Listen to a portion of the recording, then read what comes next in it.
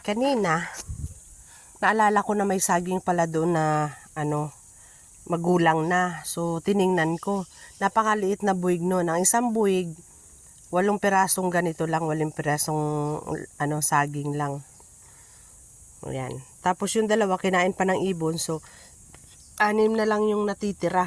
Ito yung hindi pa namin naubos. Ayan, may kakambal kasi siya. Tapos ngayon, nakita namin yung buko. Ay, sinungkit ko siya. Eh, di nakuha ko yung buko. Ayan, minom lang ng sabaw yung asawa ko, tapos hindi naman kumain ng buko, kaya ako na naman ang kakain. Diba? Pag nandito tayo sa bukid, guys, napakasarap kasi nakikita mo talaga yung masasarap kainin. Ayan, naglinis ako dyan. Malinis na sila. Natabasan ko na yan. Tabas na siya hanggang doon sa taas. Natabasan ko na. Tingnan natin, guys. Huwag nyo nang kainin ha. Huwag mong tutukain yung aking pagkain. Bugbugin kita. Ayan, yung malunggay ko, di ba? Inuubos kong kuhanin. Duya ng asawa ko. So, tingnan nyo guys, malinis na yung ating mga balinghoy. Tabas ko na hanggang doon, nakatabas na yung mga ginagawa ng asawa ko. Yung flat, tatanimanan niya yan bukas siguro ng luya. Hindi pa namin na itatanim yung luya. Tapos dito na naman kami bukas. Syempre, ito na naman kami at saka, ayun, malaki na yung aming langka. Yung isang langka doon nakuha ko na. Hindi ko pa na i-upload yung langka na iyon. Pero sobrang tamis naman yun. Napakaliit niya nga lang. Pero hindi siya nasira. Talagang pumutok lang yung langka. Tapos ayun, hinog na siya. Ay, ang sarap. Kanina, ang dami kong naaamoy na bayabas. Yung pala, nalalaglag na yung mga bayabas. Kaya sabi ko, sayang naman, di kinain ng ibon, tsaka hindi ko rin nakuha. Yan, may mga bunga, kaya lang hindi ko siya nakikita, guys. Malabo na kasi ang mata. Eto, malapit na rin yung nagkabunga. Paglabas ng mga talbos niyan at nawala, ayan, magsisimula na siyang magbunga. Ayan naman yung lukban namin, guys. Yan. Mamaya pupunta tayo doon sa likod. Titingnan natin yung mga tanim ng asawa ko. Dadalawin natin yung lahat ng mga tanim niya, guys. Papakita ko sa inyo kung ano na yung mga nabuhay na mga tanim doon sa kanya mga itinanim.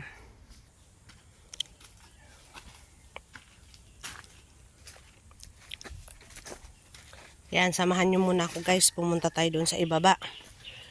I-update ko kayo doon sa mga tanim na na tanim ng asawa ko. Ito tanim ng asawa ko yan, kalabasa yan. Yan, kalabasa. Yan, yung iba hindi nabuhay.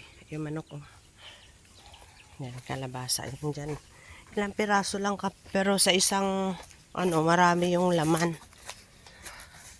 Update sa mga tanim. Ayan, yung mga gabi ko, masaya na sila kasi malalaki na sila talaga. Kahit walang dilig-dilig yung mga gabi, guys, buhay talaga sila, buhay na buhay. Ayan. Ayun ating mga, madami na ring mga bunga. Talagang makikita mo na yung bunga niya. Ayan bunga ng duhat. So, kayang-kaya nating abutin yan. Diba? Ayan mga gabi. Ayan, malalaki na sila. Marami nang nagbubunga pero hindi pa lang siya malalaki. Tsaka, ayan. Yung langka naman, akala ko mamamatay, hindi siya mabubulok, hindi siya nabulok. Ayan guys, so malaki na siya. Tsaka meron na namang isa. Ay, dalawa pala. Diba ang galing? Tingnan nyo. So, madami tayong mga langka na ma-harvest, guys. Siyempre, masarap yan igulay, pero masarap yung pag nahinog. Ayan. Ito po yung ng asawa ko, yung garden talaga niya na ginawa. May mga balag siya. Ito yung mga kamatis. Ayan, madaming puno ng kamatis. Ilang puno ng kamatis yan, guys. Madami. Puro mga kamatis iyan. Ang kamatis na yan ay yung parang malapad na. May tawag doon. Tapos ito naman ay mga pipino. Yan, kakasibo lang ng mga pipino. Yung iba pa, hindi pa nasibol, pero ito sumibol na sila. Ayan naman mga sibol na. So marami din yung puno, mga pipino na yan. Ayan, may kamatis din dito. Yung kamatis na ito ay bilog. Yung sa kabila ay yung parang may mga bukol-bukol yung tagiliran.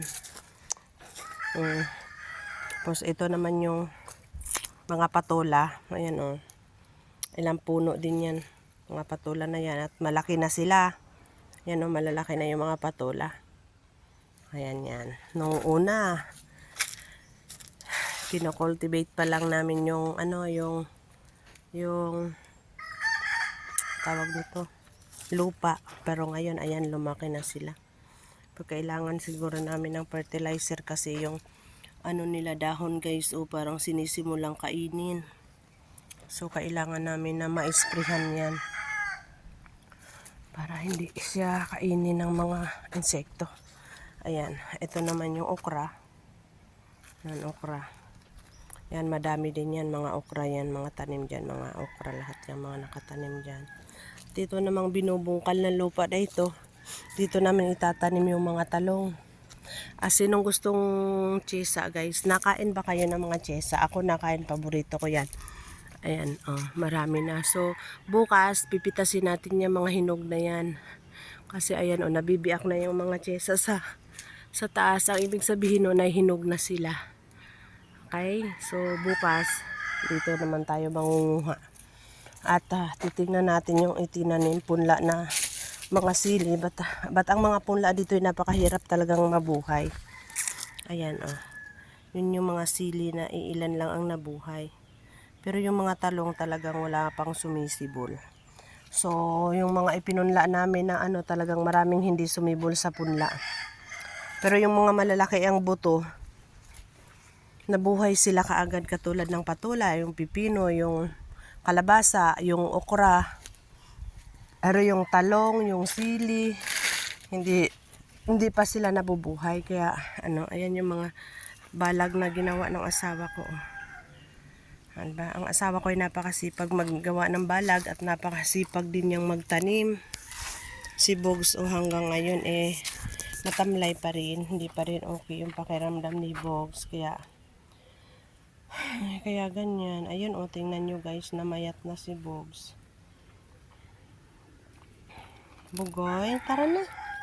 Tara na, mama ko. Uwi na tayo. Wawa naman ang aking baby. Hindi ko siya pinaglalakad ngayon, guys, kasi naawa ako kay Bugoy ko. Ayaw ko siyang mapagod. Ayan. Ayaw kong mapagod ang aking habugos. Ang aking pogi na habugos. Bakit namamaga yung mata mo, Bugoy? Natanggalin yung muta sa mata. Mainit pa kasi si Bogs. Mainit si Bogs. Tingnan nyo, guys. Ang liit na ng tiyan ni Bugoy. Hindi katulad dati na halos hindi siya makalakad pagka kain niya kasi sa sobrang katabaan. Ayan, Bogs, let's go. Okay, guys, uwi na tayo, guys. Hapon na. Meron pa tayong mga doon sa ibaba, kaya lang hindi na ako pumunta sa ibaba. Pero titingnan na rin natin, guys, kasi malapit na naman tayo dito Bogs, sasama ka pa ba, Bogs?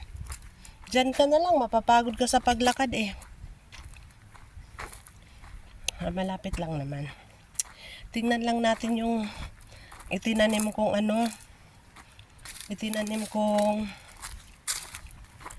mga tanglad, mga lemongrass. Dito ko tiniba yung saging Tingnan nyo yung buwig niya ang cute.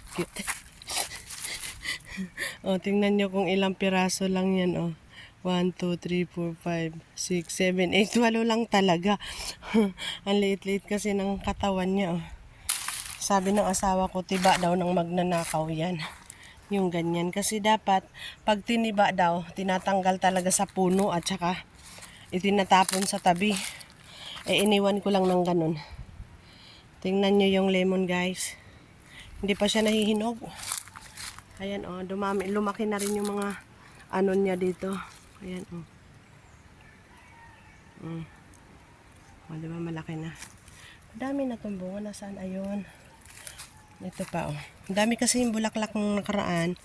Pero konti lang talaga yung nakapag-produce ng prutas ng bunga. Kasi bakit? Teka lang. Ito kasi, dito marami itong 6 to dito, 5 o 6. Pero bakit ito? Tingnan nyo guys, wala na siyang kinain siya, kinain. Kaya kailangan talaga makapag-spray para hindi maperwisyo yung mga bunga. Ito nga pala yung mga tanglad na tanim. Ayan, nabuhay na sila. Buhay na yung mga tanglad. So, ayan. Pinagpapala ni Jesus yung mga tanglad kasi maraming gamit kasi ang tanglad. Yung apple, guava. Tingnan nyo guys, malalaki na yung mga tanglad, nabuhay na talaga siya. Pwede na siyang kuhanan, kaya lang hindi muna. Ayan.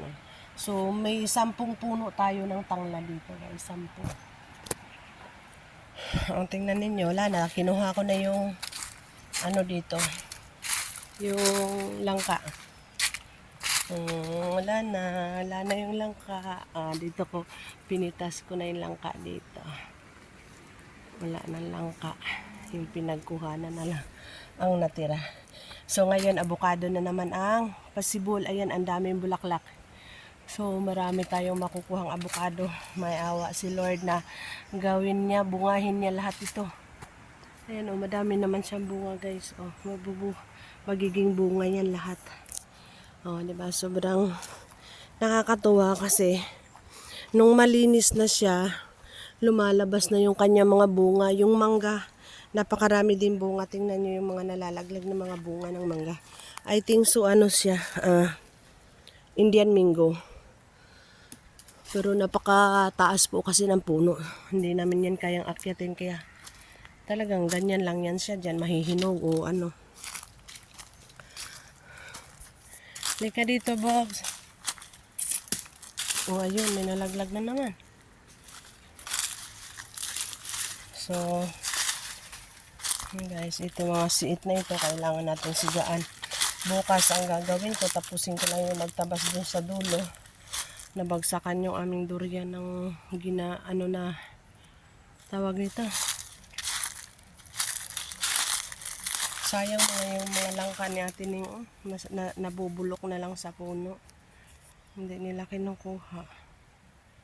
Hinog na yun, pero bulok na siya, kaya sayang yung langka.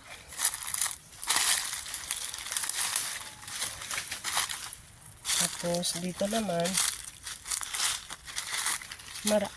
ang daming bunga ng bayabas, ang daming hinog.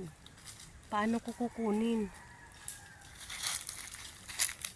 Ngayon naghahanap ako ng pangsungkit ko dyan kasi kailangan kong kunin yan. Ang daming hinog guys, ayan ayan tingnan nyo ha. Ayan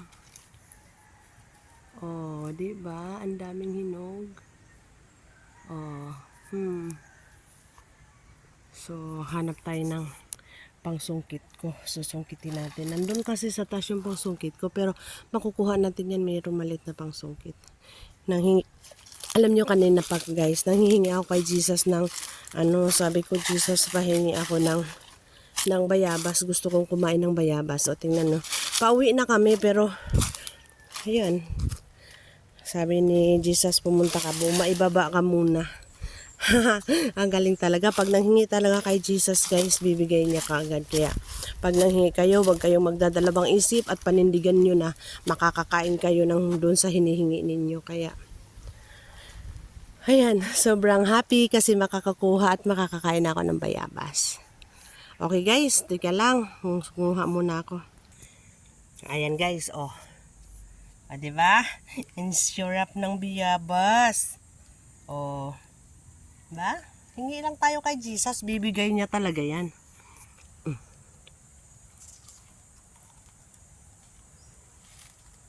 Ang tamis kaya. Mahap.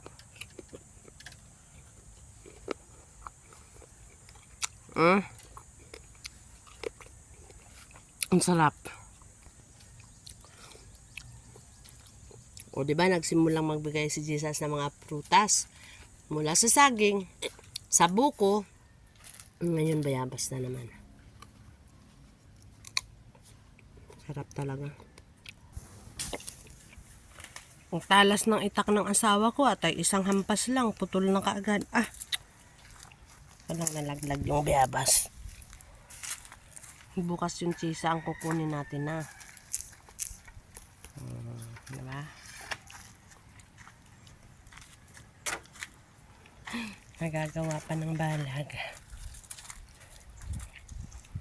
Gagawa pa ng balag si Papa.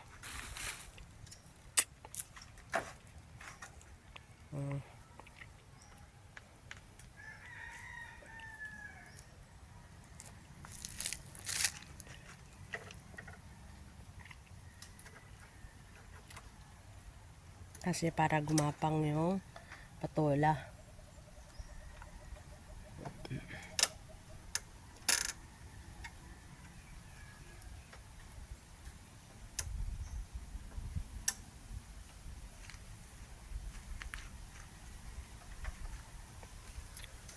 Na, okay na. Yan na. Let's go guys. Bye-bye. See you tomorrow again.